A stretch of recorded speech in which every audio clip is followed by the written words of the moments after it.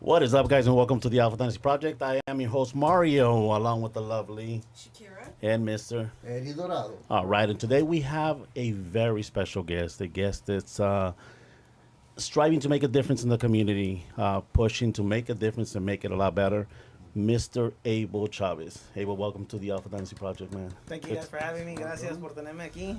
Un placer, hermano. Definitivamente un placer. There's a lot to talk about. Tenemos mucho que hablar. Absolutely, Mucho que cambiar. absolutely. A lot of things that change. Yeah. So let's get started with this. A candidate for Congress, right? Yes, sir. How did that get started?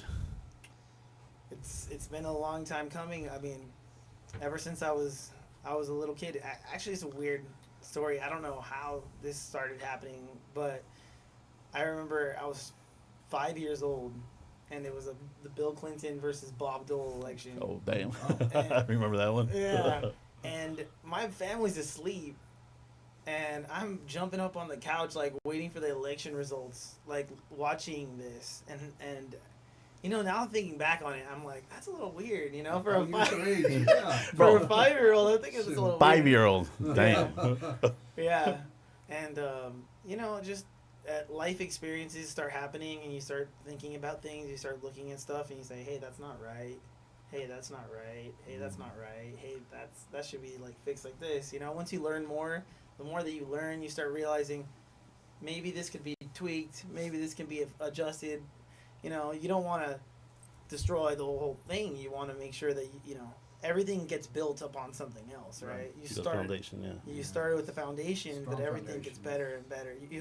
You know, if you think back 100,000 years ago, you know, we were just, you know, with spears, you know, Yep. looking for animals, right, to kill, right? But now, you know, you look 10,000 years ago, people are starting to farm, and then now 2,000 years ago, people have buildings, and you know, so slowly but surely we get better, and you know, we just have to keep working on that. If you think about it like that, sometimes everybody likes to think like, you know, the world is getting worse, right? It's getting terrible.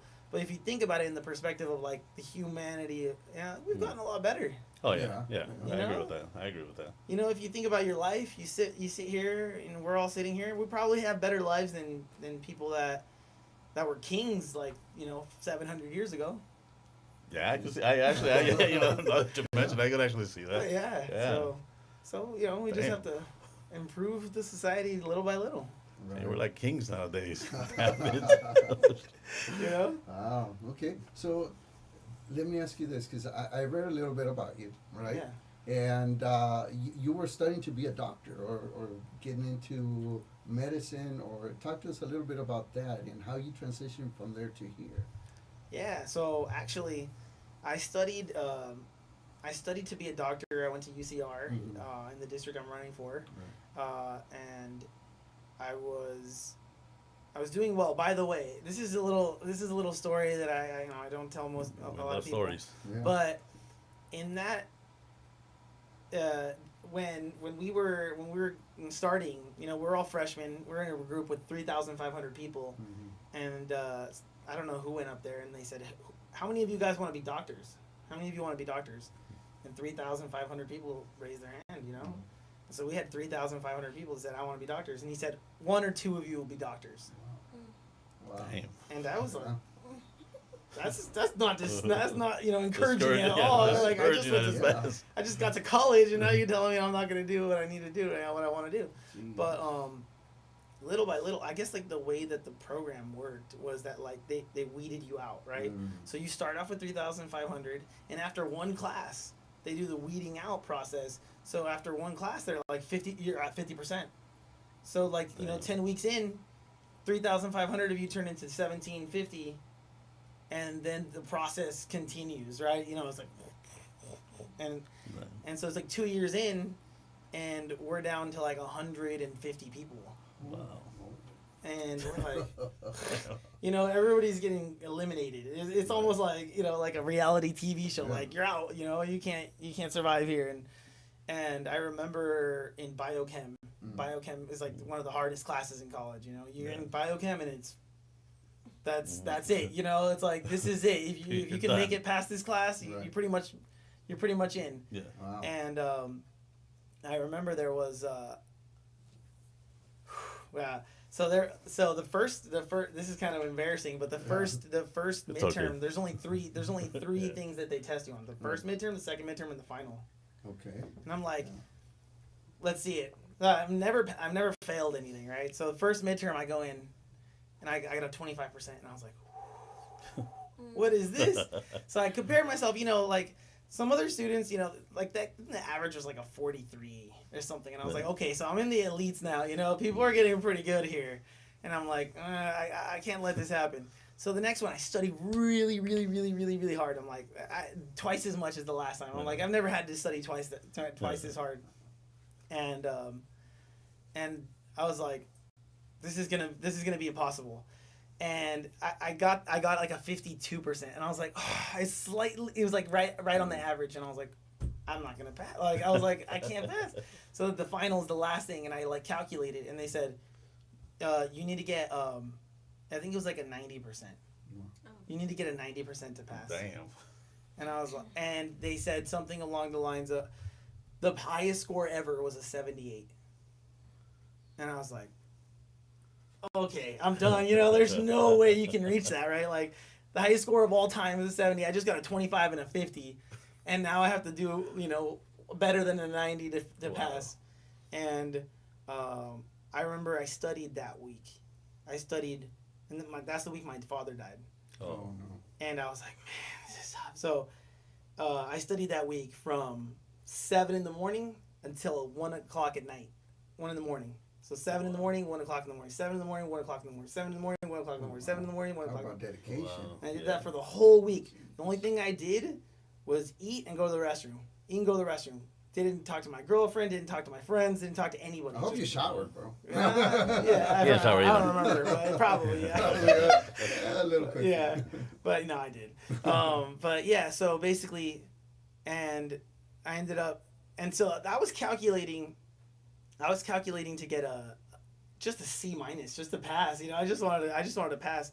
Ended up, yeah, but I actually ended up, I ended up passing the class. I got like above that. So based on, I didn't tell me what my final score was, but it must have been somewhere around like 96 or 97 because I got like a C plus in the class. I was like, oh, I did the math. I'm like, yeah, I must have gotten away because I knew everything. I read the book over 3 times. I read every single slide. I mean, I knew every answer. I went in there and I was like, So that put you in line to become a doctor. so yeah. Because he passed. Oh, I know. I just went off on a tangent, but at the end of the day, yeah, I got to this point right at the end. I was about to study for my MCAT, and I decided there's got to be something better, like something not better, but something where I can impact more people. Right. I said, look, I can only help one person at a time as a doctor. I can help a lot more people if I do something different. So I decided to become a teacher. Okay. That's awesome. Let me ask you one thing, though. Right now, when you're talking about the tests that were coming up, you said, I've never failed at anything. I see what you're saying. I want to know about the times you did fail, though. And, Yeah. and what made you get up and keep going? And have you failed at anything? Of course, yeah. I mean, we all fail at things. But yeah, I mean, for example, like the test, I failed that test, and the only things that you can do is when you fail is that it's not actually a failure unless you give up.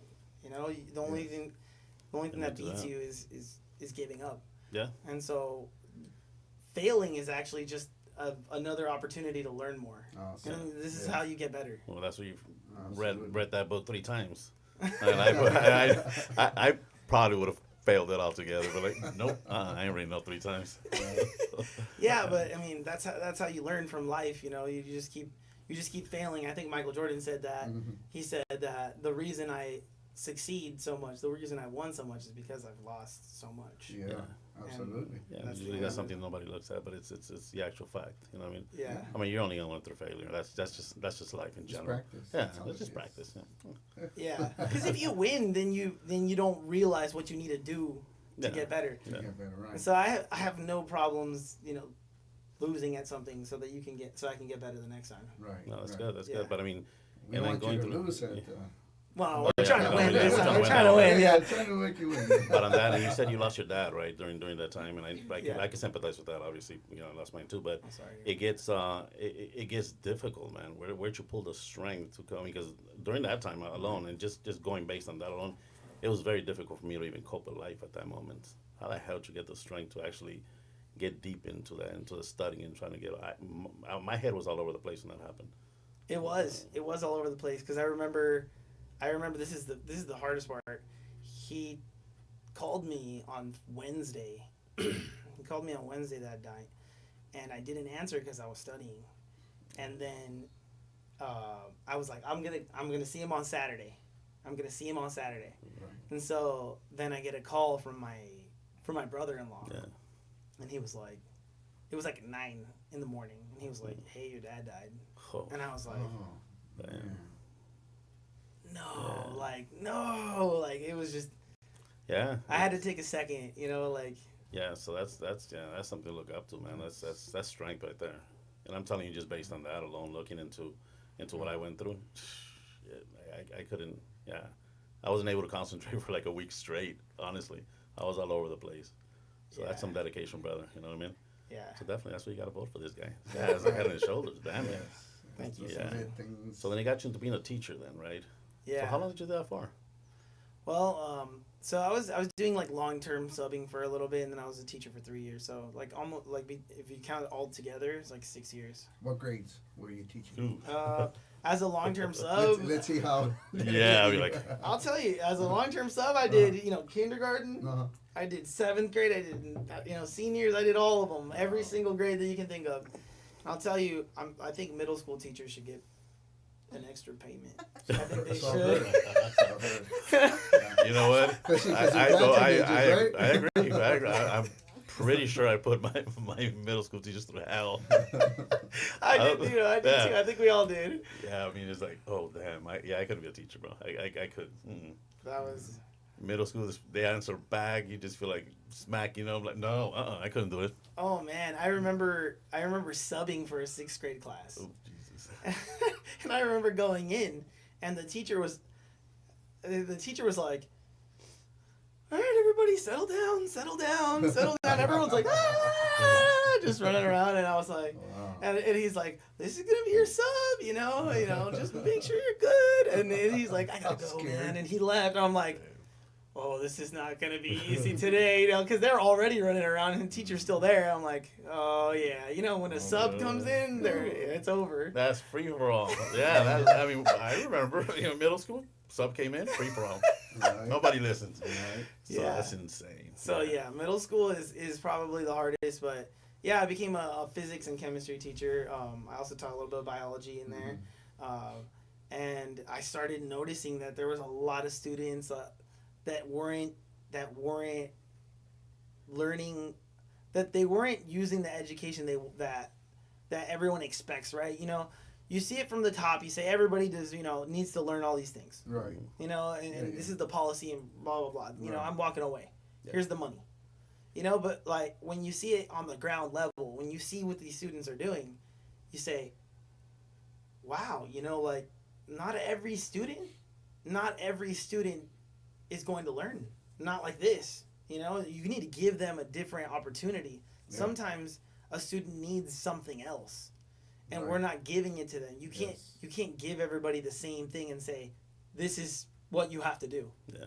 And I see it with adults. They say, I didn't like school, and I sell businesses, and I talk to entrepreneurs, and they say, I did terrible in school, and I'm a millionaire. Mhm. And I'm not saying that would happen, right? That doesn't happen all the time. But the thing is that you have to be able to give people the opportunities so that they can become the best version of themselves. Amen to that. Because Yes. to be honest, there's a lot of I think a lot of schools and our education is not anywhere where it needs to be. 'Cause, yeah, there's even when I was going to school, like you see, there's so many struggles, and it takes a particular type of teacher to try to get these kids through, and it's still very difficult because you have different periods, you have different things that go on, right? Different classes. So this teacher controls only one, right? So I could go in one teacher that impacted my life was Mr. Lawrence Tate, Yeah. right? He did amazing things for me, but I only had him for one period. Yeah. So he would always check up on me while the rest of the teachers were like, it's just overwhelming when you have a class full of students, Yeah. right? Yeah. Yeah. So the education it is lagging a little bit, right? It's lagging a lot. I No. mean, if you think about it, I want to put it modestly. yeah. Yeah. I mean, if you think about it, I had like what 200 and something students a day. That- You know. When it comes down to it, the education system, it's either it's the philosophy, either the stick or the carrot, right? And the stick, you know, you make them. The carrot is you entice them, right? Yeah. And to me, it seems like it was more of the stick at school. Because I remember, I am a graduate of continuation, okay? But I remember I'd always do bad in school until I went to continuation. They were more like the incentive time. Yeah. And I really started to enjoy learning at Yeah. that point, Yeah. you know, because the teachers, it seemed like they really cared. Yeah. And the high school and all that, whether you passed or not, it didn't concern them as long as you showed up. Yeah. Exactly. And that's one of that's the sad part. Yes. That it's about students showing up more than it is about actually giving them an education that they deserve.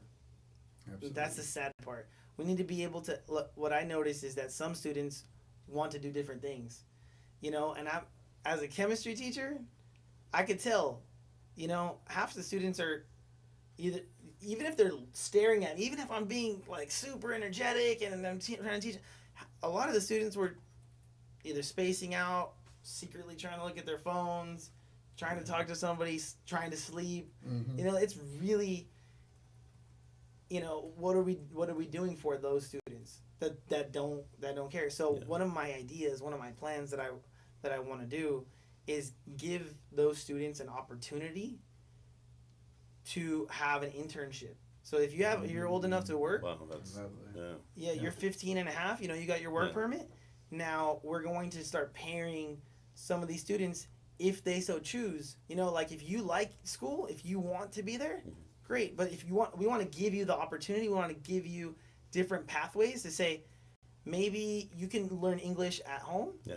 and math at home, and now you can use a different pathway. You know, you can go be an electrician, Yeah. and here's an internship, and we help pay that business owner some money so that they can be your intern. And now you're learning a trade. Now you're doing something that you want to do with your life. Now by the time you're out of high school, you're a productive member of society. Mhm. You know, Yeah. instead of sitting there, you know, doing something you don't want to do, trying not to learn, trying to distract others that are Right. trying to learn. Right. Now you're doing something you want, and now you're making a lot of money. And You know, that right there is something that is great, and that is when I was in high school. I did back when I was in high school. We used to have auto shop. Yeah. For back when Wood when shop, wood auto shop and shop. auto shop, right? Mhm. So I had auto shop, and there was this one guy that used to be in that class with me. So I inherited a 1972 Mustang GT from my brother. Oh wow! Yeah. So heads blew out. I was a kid, didn't know what to do with it, right? I was 15 at the time, 14, 15 at the time. So in auto shop, the teachers are like, you know, bring him down. We'll fix it here. So he really loved mechanics. He loved working on cars. He's a successful mechanic now. He has his own shop. Yeah, But that's what got him started. That Yeah. class. So that class put him into the path. We took the car. He fixed it. yeah, Right. I mean, obviously we had to pay a little bit to get the heads and Yeah. rebuild, but he ended up fixing it at a very low cost. But he ended up doing something that he loved to do. He was not gonna go to college. He was not gonna. That wasn't his thing. His thing was cars. And now, like I said, he owns his auto shop. Like that's amazing. so things like that, yes, that right there makes a hell of a lot of sense because not everybody's built for college. Let's not kid ourselves, right? It's true. No, it's true. And the thing is that this gives teachers the freedom to teach at a higher level. Because Yeah. one of the things that they try to do is to put everybody into this box and say, all right. And then they try to pass everybody. Yeah. And it's like everybody has to pass. And you know, the principals and everybody's incentivized to say, hey, why are these people not passing? Why are these people not passing? So the teacher's like, I have to try to make sure everybody passes. And that doesn't mean that everybody's learning. Yes. That just means that everybody's passing. Right. Wow. And there's people that don't know. I mean, there's a story of this just happened.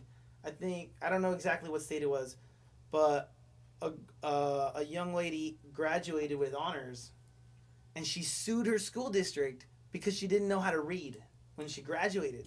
Oh my Jesus goodness. Christ, are you serious? Yeah, With honors? With honors, she graduated with honors, Jeez. and this is what I'm talking about. It's like they're trying to pass people just to pass Imagine. them, and That's the smartest girl in school. Oh my Guys, goodness. and this is the future of our country. We definitely need to make a change.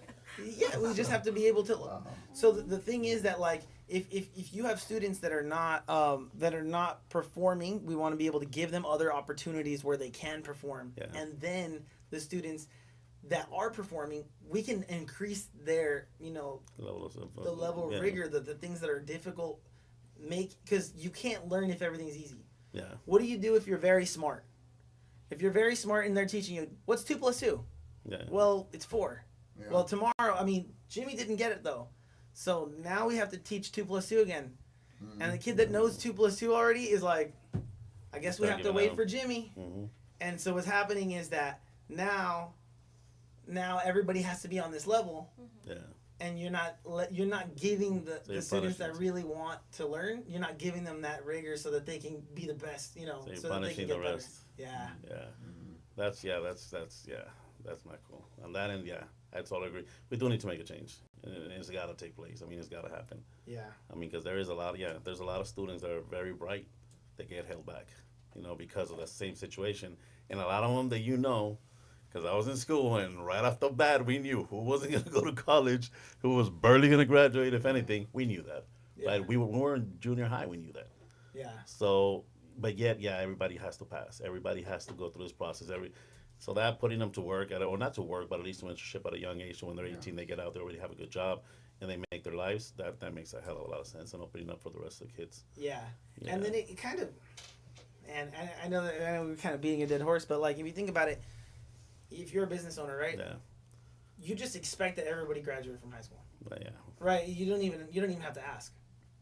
Nowadays, Right. yeah. Mhm. You just really don't. You don't even have to ask anymore. So it's like, what's the value of the degree now? The degree itself. Mm-hmm. If you know everybody passed Mhm. everybody passed it, then Yeah. what you're saying is that everyone's going to pass it no matter Yeah. what. Right. Yep. And, Yeah. and back in the day, and if we date back, it's a high school diploma meant a lot because you Right. had to put Yeah. in the work to get it. Yes. Yeah. If you didn't graduate, then you didn't graduate. That was just the way it was. Like you were a senior stressing out, because you still needed some credits. So that was a thing. You had to Yeah. study, summer school, and you had to go through this whole process to graduate. Yeah. Now that everybody graduates, a diploma means absolutely nothing, right? And we're getting to a point where even an associate degree doesn't mean anything no more, Right. right? So there is education is Even a becoming a bachelor's huge degree. issue, huh? Even bachelor's. Yeah, degree. now now you gotta be a Shoot, man. Dr. Eddie, Yeah. PhD, like Even that, they want experience. yeah. It's so, getting watered down though. Yeah, Like, a the whole point of it lot. is that it's getting watered down. So what's gonna be next, right? Yeah. Like what's gonna be something of value that you're like, oh wow, like I need to. Absolutely, yes. If they Yeah. have no experience, yeah. you're definitely going to start at the bottom range. But Yeah. your idea is giving them experience, Mhm. putting them out there, having them do something to get that experience, even if getting that failure experience. Yeah. Yeah. Just to see who's going to actually work harder to become better, or who's going to say, well, I'll settle with this. Yeah, yeah, exactly, Right. exactly, and that's how you Yes. get, and that's really how, you get people to be the best version of themselves. So Yeah, because even like you said earlier, right? You talked about how there's entrepreneurs out there that didn't do good in school, right? Me, right? it's no, very common. no, yeah, it is, right? Because we didn't pay too much attention in school, we didn't do as great as we should have, but we learned our craft after we got out, and we started our own businesses, and we do fairly good, right? So that's the thing, like giving that opportunity at a young age, right? Yeah. Putting them in because, like you're a business broker, right? Yes. So Yeah. you have a lot of studies and you did a lot of work and you went to school, became a teacher, you did all this, but now you're a business broker. Yeah. So now to look at a kid that comes in and you mentor that kid, you could literally groom a kid to do what you do, right? Just like I know I could groom a kid to do what I do. I can Right. teach them to do what I do. Yeah. And they don't have to go to college for that. Yeah. Yeah. Right? So I think that opens the door for a lot of kids that don't want that level of education to still have a very successful career. Yeah. And they could potentially become millionaires without education. And we know a few that are doing extremely well. Yeah. and barely graduated high school. Yes. Yeah. And I don't want to say that like it's very important. Education is very important. Oh, absolutely. We need that for our society, right? Oh, It's of for our course. society to grow. But at the end of the day, like, not every person needs that. Not Yeah. that way. Not No. the way that it is built right now. Yeah. And there's other ways of educating people.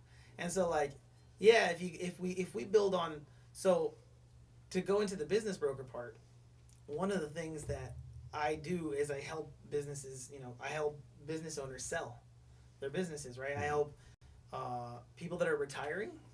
Okay. Essentially, you don't know what to do when you're retiring, right? If you're a business owner, a lot of people that are retiring, they get to that age where they're 65 and they say, Done. I'm done, give me my retirement. But a business owner doesn't have that same opportunity. They Oh go, no. what am I gonna do, right? They're like, I'm kind of in a situation where I have no idea. Like, either you let your business. Oh, I see. So I can hear that better now, right? I don't have to be screaming now. All right, now I hear myself. There you go. So yeah, now these business owners, they get to this point where they're 65, sometimes 70, and they go, I'm tired. Yeah. I'm really tired, and they don't know what to do anymore. They're like, either I let my business fall, I give it to my kids, or I'm done. Yeah.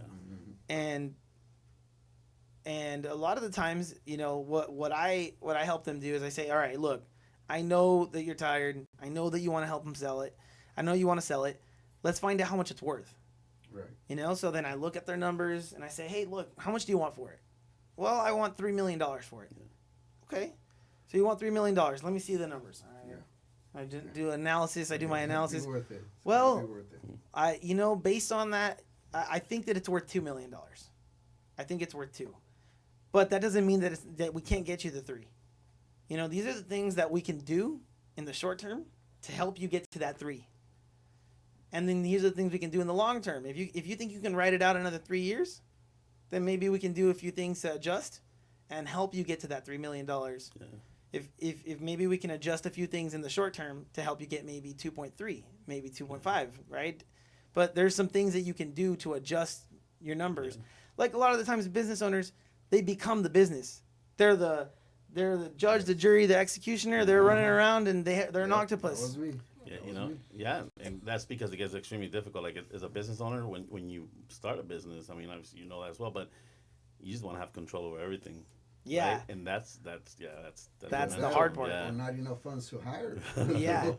Exactly. Yeah. And it's tough because it's like a push and pull. Right. You want to be able to give to grow, but then you're scared that you're gonna implode. So, but a lot of the things some of the things that I tell people, if you have a business that's working already, get somebody that you trust to take over the roles that you feel like you can't let go of. Yeah. And sometimes people can do that and sometimes people can't do that. But the people that can do that, the value of their business goes up like that. Because you can say, Jimmy does, payroll. Jimmy does accounts receivable. Jimmy does XYZ.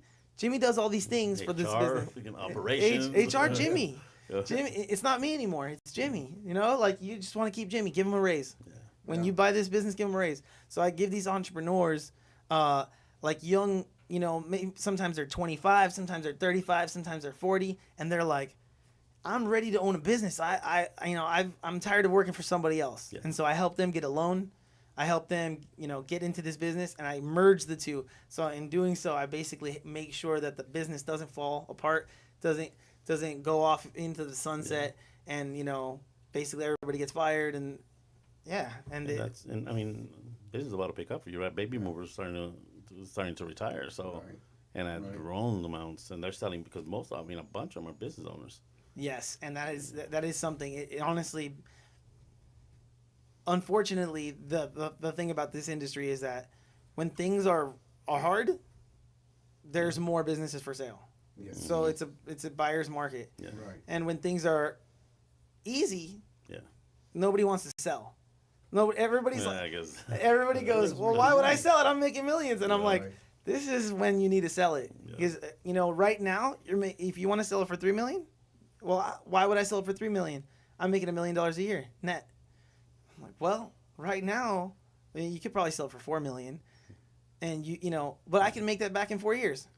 Yes, but what happens in 4 years when you're done, when you're really done, and now you're making $250,000 a year, Yeah. and now you're in a situation where you have to sell it because you're tired or you're sick or something's wrong. Yeah. Market goes down. The market goes down. Now the then market's they wanna down. sell it. And there's a lot of and I know a lot of businesses like this that the kids don't want to take over. Right. They're in a whole different type of industry. They don't want anything to do with the business. So what ends up happening to the business, like they have to either sell it or shut it down. And a lot of these old timers don't want to shut it down because they got so many people employed. They've been there for so long with them. Yeah. They don't want to, they don't want to, obviously fire them or, so Yeah. it gets difficult for them. Yeah. And they hold on until they pass. Until it, yeah. Yeah, and then it gets difficult because then the kids just sell it in a matter of days with, Or no, you can't even sell your parents' business. I've seen Oh. somebody try to sell their parents' business. I said, Yeah. You're So not what ends up your- happening then? And that just goes So away. You know what the Goes biggest south. tragedy is? That a lot of business owners come into a business not really knowing how businesses work. Yeah. Right? And in the end, they don't know when to sell it. Yeah. Because people think like, I'm building this business so I could pass it on to my children. Yeah. But at the end of the day, children don't want nothing to do with it. Yeah. And then what? They never wanted anything to do with it. And then comes Right. Abel. They come say, To rescue. yes, but see, the problem is that business owners don't have any type of education from the beginning. If they would have been taught how to build a business and when it's a good time to sell from the get-go, they'd have a target, a goal in Yeah. life, right? Yeah. But they don't. I And- tell you from experience, Yeah. I just wanted a business, Yeah. right? But you didn't know what to do with it No, after. I just knew how to do the work. I didn't know what it was to run a business until I got into it and lost a lot. Yeah. But then I learned, you Yeah. know. And all this, But it's just a Yeah. growth, and all this actually came down and opened the door for you to jump into Congress. right? With all this experience, I think, because I mean, now that we're talking about old timers, it really gets down to the nitty gritty of things, right? Even in the healthcare system, it's falling apart as we see it. Medicare, and I'm telling you because my mother has Medicare. Yeah, yeah. It's for starters, it's just crazy complicated to even talk about something like that because I don't understand it. Yeah. And she'll call us for advice. I have no idea what Medicare is about. I just know that it's taking a hit and it's taking a huge hit. It's Yeah. impacting. It's going to continue impacting. I mean, I look at it like by the time we get ready to retire, we better have a plan because Right. Medicare, yes, I don't think it's going to be a thing for us. Well, yeah, they just did. I don't know if you heard about the big beautiful bill. Oh yeah, I think Who everybody knows hasn't? As a that. matter of fact, there's a question for that. Yeah. And then we'll get to the question shortly, guys. But let's jump into this. Yeah. Yeah. So they actually cut a bunch of the guy that I'm running against, Yeah. Ken Calvert, actually cut a bunch of Medicare. So Wow. he approved cuts in Medicare, and so actually one of the policies that I want to implement is Medicare for all. Okay. And I don't know if I want to call it Medicare for all. There's got to be a better name. We're gonna figure it out. But the point of it, that's not really the point. The point of it is that Big, there is beautiful Medicare. Big beautiful Medicare. the big beautiful Medicare, or big beautiful health Yeah. insurance, or whatever it is, right? But I see all these things that say you can't. I see all these things you say you can't do this, right? It's not cost effective. It's gonna cost the. And I saw this just the other day. I saw it yesterday. It says it's going to cost the government $4.1 trillion a year. It's not possible, right?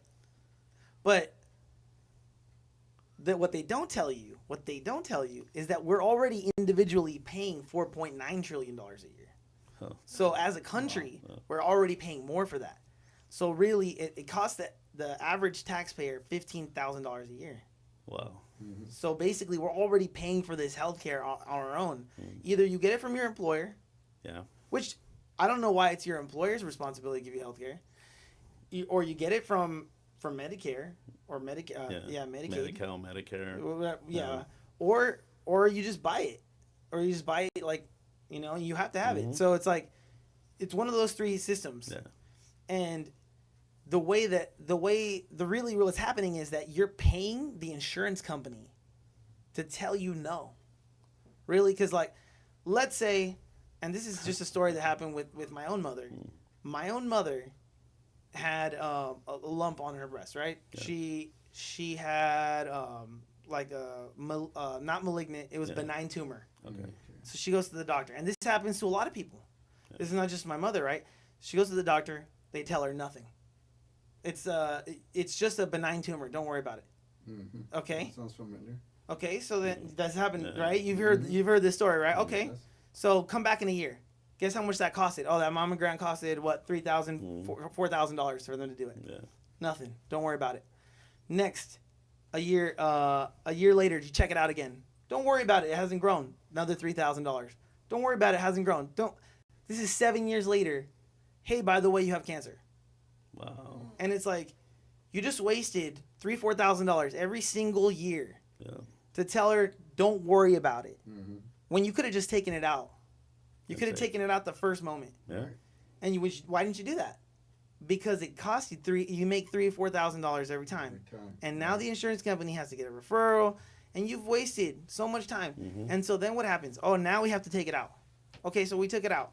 Now you have to get chemo. Now you have to get Yep. radiation. Now you have to do all this stuff. Now it It's takes all about another the 5 money. years. How much does it cost the government? How much does it cost the insurance company? It costs the insurance company $150,000 or more Yeah. over the course of that time. When you could have taken it out at the beginning before it turned into Yeah. cancer. And you would think preventative will be the way to go. Preventative is the way to go, and that's what we're failing on. We're waiting until it becomes a problem because it's an industry. It makes more money. It makes more money to wait because now we can sell the drugs, Right. and so that's what we want to prevent. We want to change that. You can save money on healthcare by taking it out immediately, and saving that person from the beginning before it turns into a problem. Right. Another thing, how many of you guys have been in this situation with your doctor where you go, hey, you already know there's something wrong with your heart. Mhm. You already know, all right, something's wrong with my heart. All right, they already told me last year. And so you want to go to the doctor, you go to the general doctor. Yeah. And the general doctor says, all right, well, let me run some tests on you. Mm-hmm. So let me get the approval. So then they ask the insurance yeah. company. Yep. All right, takes you a month to Oh, get yeah. the approval. Then you run the test. Okay, now you run the test. Now you got to go back to the general doctor and you get the Yeah. results. Wait All right, I 3 got the months. results. 3 months. It's been 3 months already. Yes. 3 months. All right, now I got the results. Okay, sounds like you got something wrong with you. Now we have to send you to the specialist. And Yes. and now it's like, wait. Now we have to get the approval for that. And now you're like, okay, now it's 4 months. Brother, I'm dying here. Yeah, Oh. it's like some people can't wait that long. Some No. people are going to die waiting for that. Yeah. And it's like, what happened here? Why are all these steps happening? Because people are getting paid in between. And the money is being flowed through. And guess what? Sometimes they can tell you no.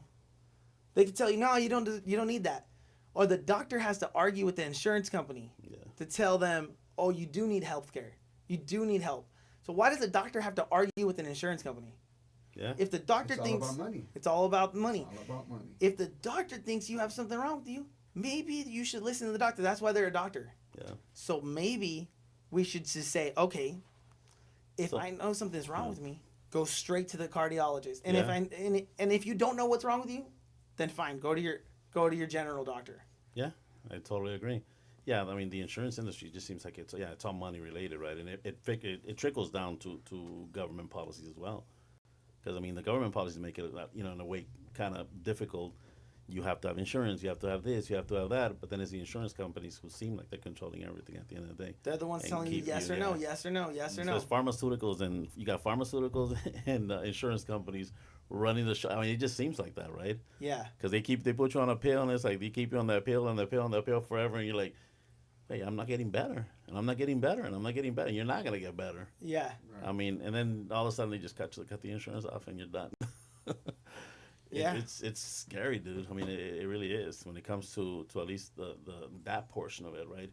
And it's affecting Medicare now. So, because I mean, for a lot of I guess younger people, you could deal with some health issues. You could still manage to do certain things a Or certain go to way. But the Mexico. old timers, Yeah. Go to Tijuana. You can't wait. I mean, that you just said that. I- See, that's what I'm I'm thinking. telling Like, but people do that. I hear that all I the did time. that. Go to I Tijuana. had to. And we live in the United States of America. Why do we have to go to Tijuana?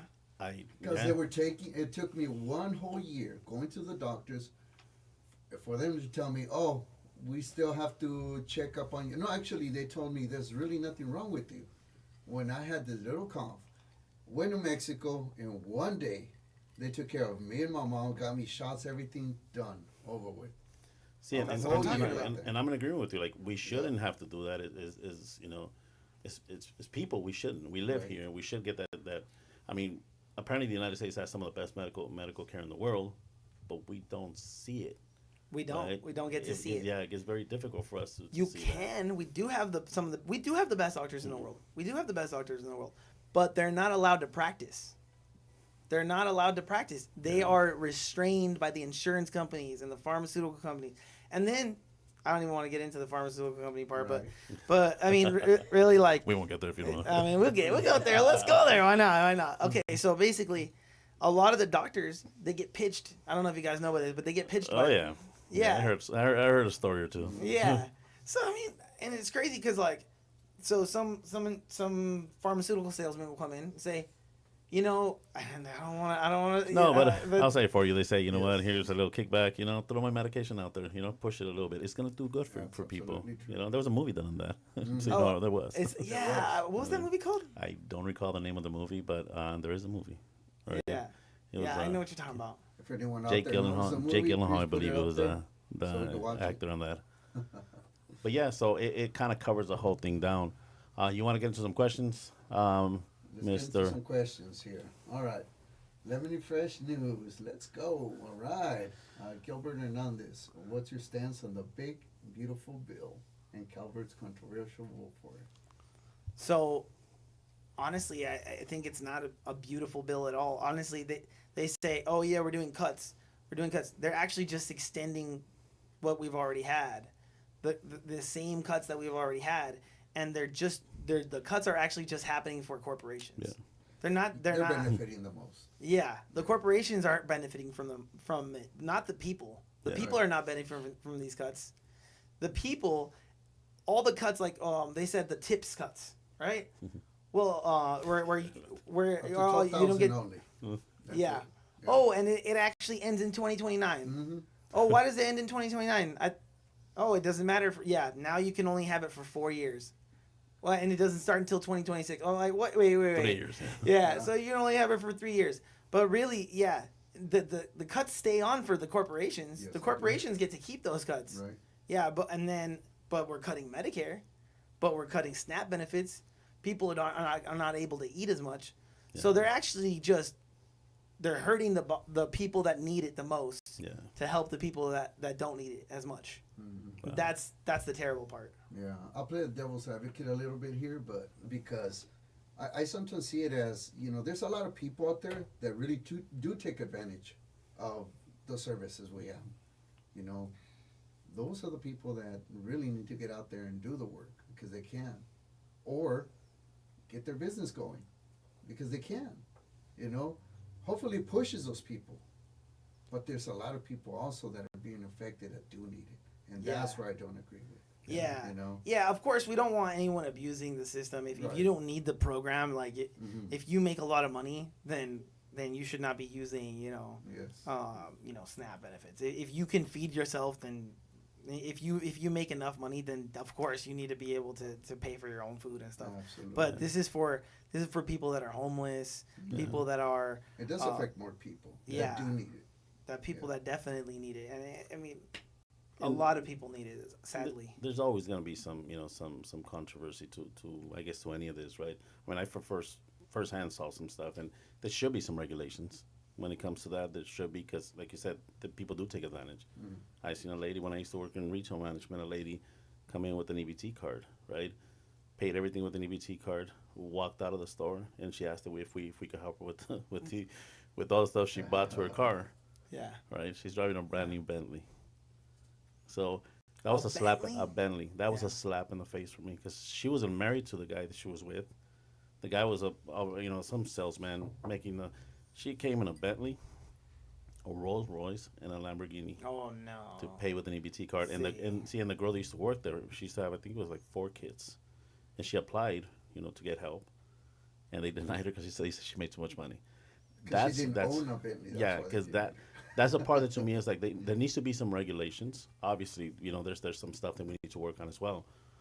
Is there a lot of people that need it? Absolutely. Yeah. I mean, I drive through Los Angeles a lot, and I get to see that firsthand. but at the same time, there needs to be some sort of regulations when it comes to that. Yeah, You know? yeah, we need to make sure that there's no fraud. Like that's because you can't have people that don't need it using it. Yeah. But of course, and then there's also people that don't get to use it, and they're homeless, and they need it, and they don't even know how to use it. That's the sad part. Yeah. That's the sad part, and we need to be able to expand the programs for the people that need it. Really, like for the people, for a homeless person that doesn't have the chance to that doesn't know where to go. Mm-hmm. We need to be able to get them, workers. Yeah. That a social worker that says, "Hey, I can help you. Yeah. This is where you need to go. This is what you need to do." Yes. Because the homeless situation is really it's a big crisis right now, and one of the reasons that it's a big crisis is because things are going up in price. Oh, insane. And that's one of my everything that I do. I'm trying to relate it back to affordability. Yeah. So like everything that my entire plan is to save money and do things more efficiently. Okay. That's my whole why. The government makes trillions of dollars a year in taxes, and we don't use it effectively. There's a lot of waste, and we can fix a lot of the inefficiencies in the government. There's a lot of inefficiencies, and we can fix a lot of them. It's not that. There's just a lot of bureaucracy that we're paying for that we don't need to pay for. I totally agree with that. Yes.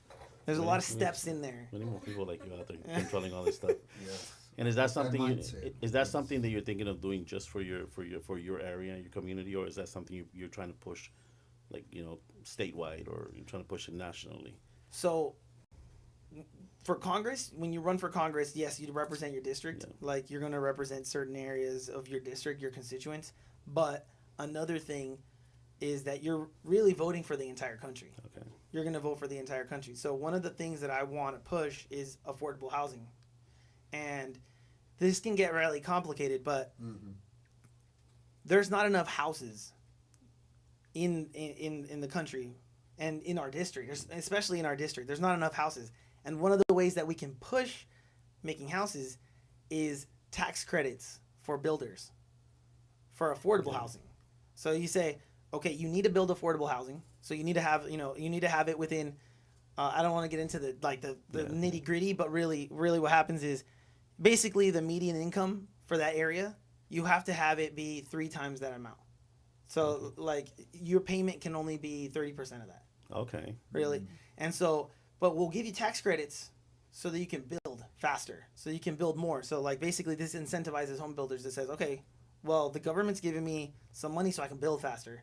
So therefore I have to sell these houses for affordable housing, for affordable prices. Yeah. And then furthermore, back in 1986, they cut this depreciation schedule for home builders, right? Yeah. So basically what they did was they said, now you cannot depreciate your assets that fast. And I know this is kind of like really into the nitty gritty, but basically what I would do is reaccelerate that depreciation and say, you can depreciate your assets faster. So this would incentivize the home builder to say, okay, well, if I made X amount of profit, I can write some of it off, saying in depreciation, and say, all right, well now I can build more because I took more profit home. Yeah. But the only way I would give them that incentive, that tax credit, is if they had to reinvest it back into building more. So you don't get the tax credit unless you build more. If you stop building, you stop receiving that depreciation schedule acceleration. So it basically makes you churn out houses because you say if I don't get this tax credit, I have to pay more taxes. And and I can imagine a lot of these contracts for a lot of these companies will be happy because they keep their employees fed and working all the time. Yeah, you're saying, well, I'm going to get the incentive. But I got to keep working. If I don't keep working, I'm gonna have to pay more taxes. So everybody's looking for jobs. And it's building more houses. It's building more and more and more. Yeah, so trying to get away from the taxes. Yeah. Taxes. What are the questions we have up there? Then we have Andy Fuentes, able for Congress. Yay. Yeah. Life's 11's got my vote. We got one vote right there. All right, that's good. Got to push more and more. Naturally nicey. What major changes would you make to the school system? So yeah, I think we talked about that Yeah, one we specifically. talked. Yeah. What we would do for the school system is basically offer True internship education. programs and different programs Right. that that would differentiate education for students. And I Yeah. mean, and offering the employers the incentive that you were talking about with the Off- help. That's because I've had interns before, and it gets so complicated. You know what I mean? Yeah. It does, because after a while they want to get paid, and it's like you're an intern. You know? Yeah. Uh-huh. So this kind of ties in. So there's affordability here. I see the next question. It says, Right. how will you bring help small businesses? So as a business broker, I see that small businesses don't need they need labor, and Yeah.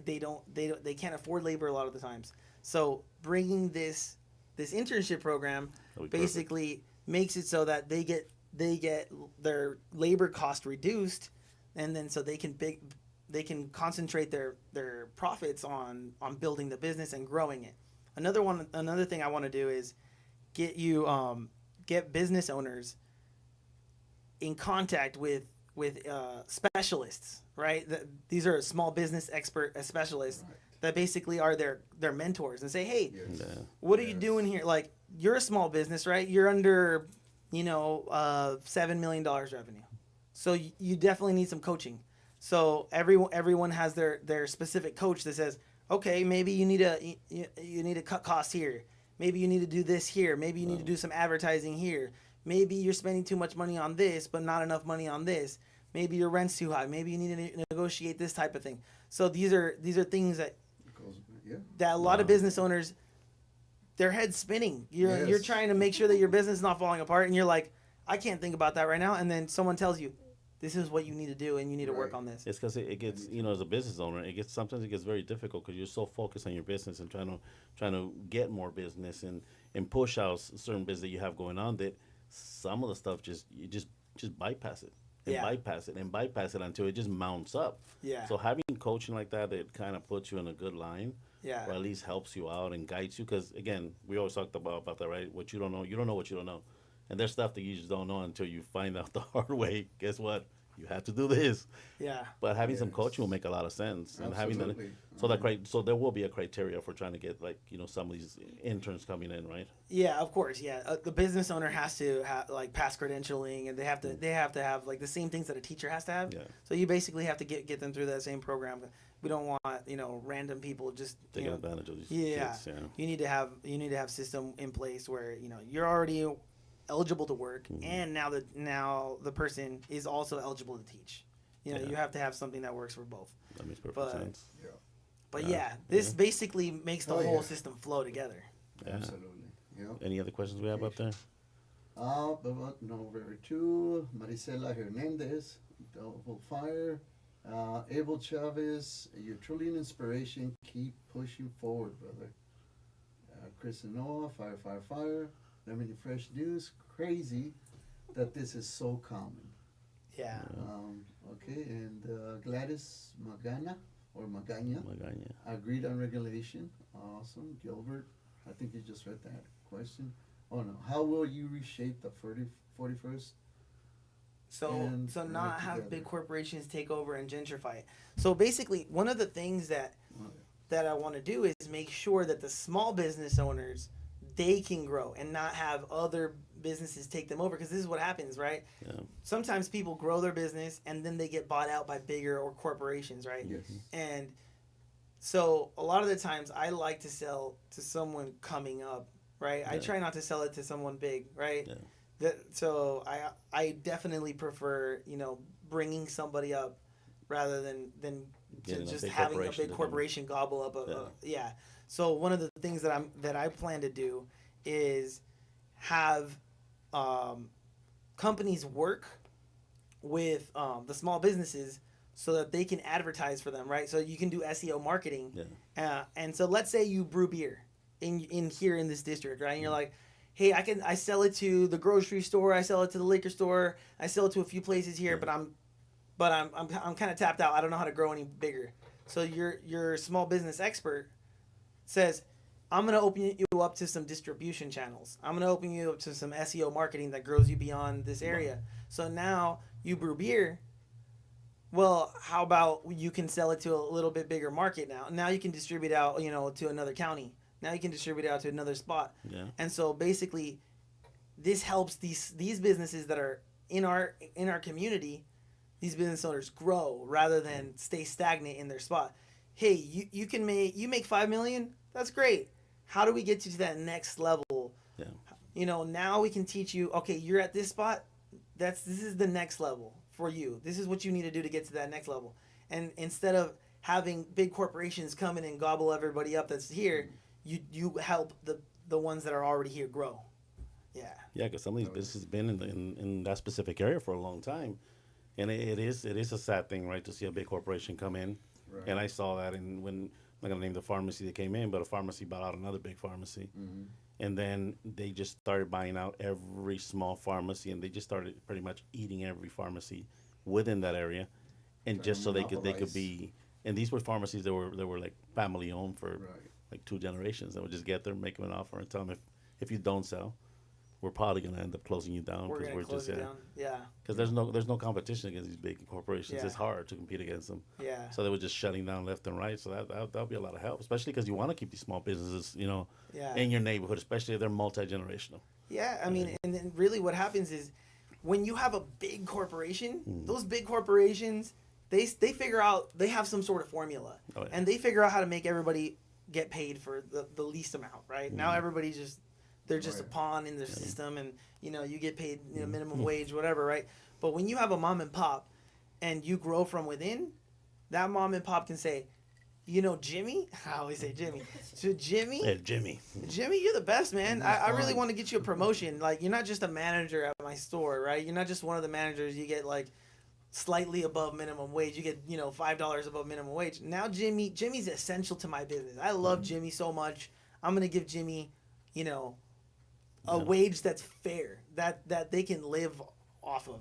And I need Jimmy so much that, Jimmy gets a big cut of my company, a big cut of these profits because we love Jimmy. Yeah. And the more of that we have in this country, the more that everybody succeeds. See, and it's a small business, like, I think we try to do the same thing with people that work for us, whether it be contractors or whatever. We always want to take care of them.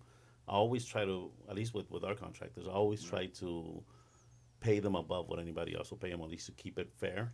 Yeah. Where they want to continue working with us. Like, it's not like, we're going to lowball you as much as we can until, no, I try to, sometimes you push the numbers even higher. Yeah. So, that makes a lot of sense, Yeah. Because then, the money stays within the that same group. Yeah. And they're well taken care of. If they're well taken care of, they're going to be working fine. They don't have to go nowhere else. Like, it all makes sense. Yeah. Yeah, corporations will definitely start you off at the lowest possible Right. rate. You have to take care of your people in order for them to be able to take care of you. Yeah. It's a business. Yeah. And when is these elections coming up for you, man? Whew. Okay, so the election, there's a primary election. And how much time do we have? Oh, we still got time. Don't worry. Okay. Even if we go a little bit over, we're good. All right, good. Started a little late. So there's a primary election, and it's a little crowded. I'm not gonna lie. There's a lot of candidates, a lot of great candidates, but at the end of the day, the primary election is on June 2nd of 2026. Okay. So we have to start early. We're starting early. We're going out. We're talking to the people. The other day I just went to the swap meet, Riverside swap meet. Van Buren? Van Buren, yeah, on Van Buren. Drive-thru. And it was the saddest thing. Yeah, the drive-through. It was the saddest thing, man. Like, usually you go there and there's thousands of people there walking around. And I went there, it was a ghost town. Oh. You have a few vendors and there's like 3 or 4 people walking down every aisle. And I was like, what has happened, Yeah. And Ice happened. That's what ice happened. Yeah. And people are afraid of ice. People are afraid that they're going to be deported, even if they're citizens. Yeah. That's really sad, man. That's really sad that people are afraid to walk around and be free in their own country. Yeah, it is. It is. Yeah. I mean, we're seeing that over. I mean, that's almost in every swap meet, man. I'm in this area over here. You go to Santa Fe Springs swap meet, things getting ready to shut down because it's, Dang. Paramount swap meet. All these swap meets are taking an impact, and then a lot of these businesses are taking an impact. Yeah, They don't have the same foot traffic. it's crazy. I just sold a restaurant and I feel terrible because this couple they saved $180,000. They've been in the restaurant industry their whole life. They were ready. This was their dream, right? And they bought a Mexican restaurant. Damn. right before the election. Oh, And so, and there's a panaderia right next door. let's not There's a talk about line that. out the door every day, right? Yeah. Right before the election. Right after the election, nobody's in. It's a ghost Mhm. town. Wow. That restaurant went from making $500,000, gross, which is, respectable, Yeah.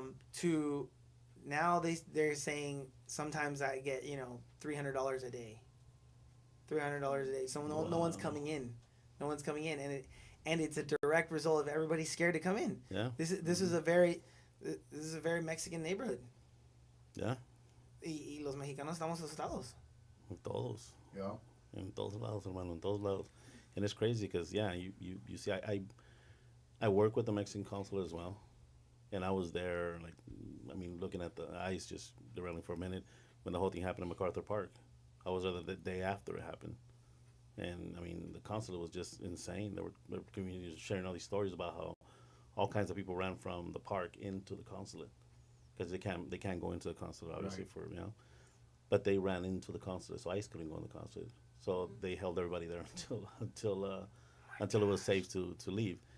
So it is impacting, and the thing is, it trickles down to the businesses. It trickles down because there's a lot of these locations that got visited by they used to get patroned by a lot of Latinos, and all of a sudden they don't want to go, and a lot of them don't want to go to work. Yeah. It's sad times we live in, man. So you have to make an impact down in where you're at. You definitely on every angle, I think, right? We have to. We have to. It's not even like, and I think that sometimes, no, it's just disgusting to me, man. It makes me sick to my stomach that we have to think about being afraid of our own people that are supposed to be protecting us. Our own government's supposed to be protecting us. Yeah.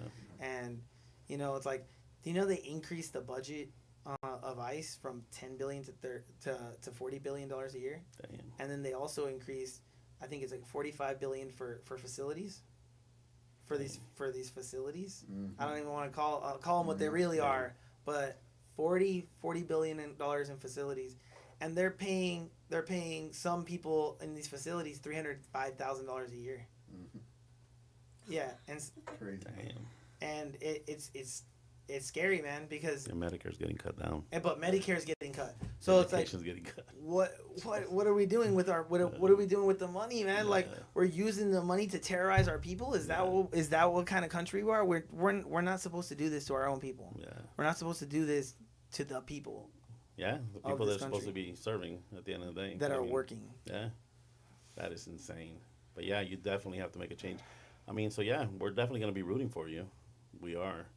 So you gotta meet them up at the primaries. Anybody that's within that area, you gotta vote for ABEL.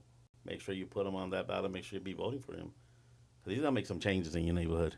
Rest assured. And yeah, but yeah, this I just want to talk about this election cycle, man. A lot of the times, money's coming down from the top, and people, this happens all across elections. Yeah.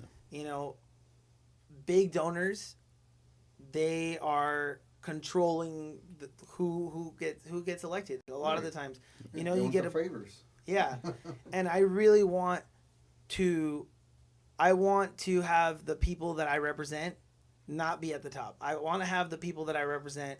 I mean, I'm sure I want to make sure that the people at the top, they're all right. Like, I'm not gonna try to take anything from anybody, right? But I want to make sure that we pick the people from the bottom up. We need to make sure that we're talking to the people of our district. One of the things that scares me is that a lot of the times, this is something that I want to change. Money comes in from other places of the country. So, for example, in this district, a lot of the money's not even coming from this district. It's coming from Washington, D.C. It's coming from New York, and it's like, why is it that money's coming from over there to represent the people here? Right. That's a good question. Mm-hmm. Yep. Yeah. It shouldn't be that way, right? No, of course not. If you are representing a certain area, if you're representing a certain place, then maybe the people that are there, that live there, should be the ones that are the only ones that are able to donate to you. Yeah. Right. Because otherwise, who are you really working for? You're not working for the people that live there. Yeah. you're working for whoever's giving you a bunch of money. And let me ask you this, and in that scenario, because we know that it happens. Let's not kid ourselves, right? We do know that it happens.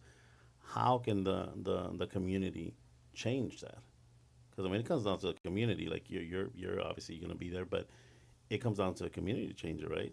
Like how can that change from so certain entities don't appoint certain people to become representatives? That's one of those things, exactly. So you have to build it from the ground up, right? You need to have elected officials that talk to the people, that actually work for the people, Yeah. and not work for whoever's the entities above, right?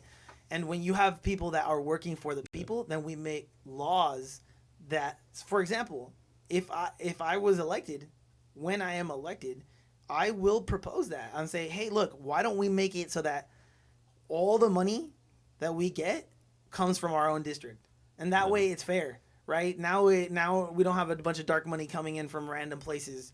Now it's just, hey, do the people that are here that you're representing actually like you? Yeah. Because if they don't, then you're not getting elected. And that would be the fair thing to do, I think, right? Because then the people are voting for who they want. It's not about what entities want you to be where you're at. Exactly. So how could they donate to you right now? Like people are listening right now and say, you know what? So let's I'm gonna start get donating. into how do they go about donating? How do they go about finding you? How do they go about supporting you? Right. Thank you for asking that, by the Yeah. way. I don't like asking for money. That's the worst. No, but I mean, it's Una reality cosa of it. de nuestra cultura es que no nos gusta pedir por nada. No, Right. pero es que se necesita, hermanos. Hay veces que se Sí se necesita.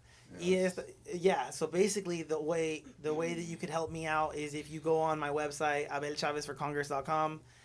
There's a donate button. It goes straight to my link, and you can help.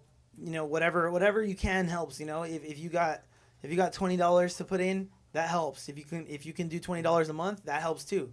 Everything counts, and honestly, that's the only way we're gonna win. If we get $10 at a time, $20 at a time, because some of the people I'm competing against are getting $7,000 at a time. Mm-hmm. Yeah. $3,000 at a time, $3,000 at a time, $3,000 at a time, and that goes fast. I mean, you need a lot of 20s to get to 3,000. So we need a lot of people going in there. All right? A lot of people donating, a lot of people helping, all right? Because he is really serious about making a change in the every community. dollar counts, guys. Yes. Every dollar counts. So you guys got to make sure you guys are in Right. there. We are gonna link that website on our link here on YouTube. We'll post it up as well on our social media accounts. We want to get you the backing, man, because it does seem like like you do want to make a change. It's a I change for definitely the want to make a positive. change. One of the things that I don't know how much time we have still, but one of the We'll things give you that time. Don't worry. I really want to talk about is that there's this little story that you hear about the elephant when it's a baby and it's in a circus. Mhm. The elephant will be tied to a chain Yeah. and a Yes. little pole, right? Yes. The elephant will get tied to this little pole, and the elephant tries to pull on the pole and it tries to pull on it, and it goes, I can't escape Right. because it's too small, right? And the elephant decides, when this chain is on me, I can't move. Mm-hmm. And so when this elephant grows and it becomes a big elephant, then the elephant gets the chain on its leg and it goes, I can't move. I cannot escape. Right. And it's the mentality of the elephant. Because now that it's a big elephant, the elephant can actually pull this easily. Yeah. It can take it off, but it thinks. It still thinks like it did in the past. It remembers, I can't get out of this chain. And this is what we have to think as a society. If we think that we can't make a change, if we're the elephant, we're that baby elephant, we say, Right. we can't do anything about it. All right, this is what they're going to do. This is what they're going to do. This is what they're going to do to us. And we say, it doesn't matter if I vote. It doesn't matter if I do anything. But it does matter if you vote. It does matter, because if everybody thinks that way, that's what they want you to think. Yeah. They want you to think that you can't make a difference if you don't go out and talk to each other. Yeah. You know what they always tell you? Don't talk politics at work. Right? Yeah. Why do they tell you that? Because they don't want you realizing who is actually against you. Yeah. Because we're all on the same team. We're all working on the same team. But really, it's just Yeah. we can actually win if we actually talk to each other Right. and we actually unite. Yeah, because I mean, I think to an extent it should be something that we talk about, right? Because I mean, we come from days where it didn't matter what party you were in or none of that.